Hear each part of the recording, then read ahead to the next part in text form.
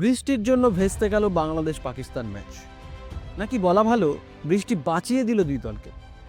কেন এমন করে বলছি জানেন? আসলে বৃষ্টির ফলে খেলাটি পরিত্যক্ত হয়, আর সেখানেই এক প্রকার ভাগ্য ফিরে যায় দু দলের। খেলাটি ড্র হওয়ার দরুন দু দলের মধ্যে পয়েন্ট ভাগাভাগি হয়ে যায়। তাহলে গ্রুপ স্টেজের খেলা শেষে দু দলের পয়েন্ট দাঁড়ায় 1 এবং 1। কিন্তু যদি খেলা হতো তাহলে দু দলের মধ্যে যে কোনো একজন হারত, তাহলে তার পয়েন্ট দাঁড়াতো 0। গ্রুপ স্টেজে 3টে করে ম্যাচ খেলে 0 পয়েন্ট নিয়ে ঘরে ফিরতে হলে সেখানে দেশের জনগণের কাছে মুখ দেখানোর মতো জায়গা থাকতো না। তার থেকে এই যে 1 পয়েন্ট করে পেয়েছে, এটাই অনেক।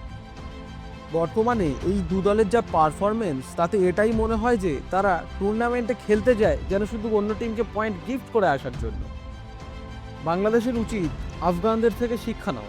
তারা একের পর এক আইসিসি টুর্নামেন্টে তাবড় তাবড় টিমকে হারিয়ে ক্রিকেট বিশ্বে একের পর এক নজির সৃষ্টি করে চলেছে। বাংলাদেশ এই মুহূর্তে মাঠে পারফর্ম করছে বাচ্চাদের মতো, আর মাঠের বাইরে বড় বড় লেকচার দিয়ে নিজেদেরকেই দিনের পর দিন ছোট করে চলেছে। এই মুহূর্তে এটা বলাই যায় এশিয়াতে দ্বিতীয় শক্তিশালী ক্রিকেট দেশ হলো আফগানিস্তান।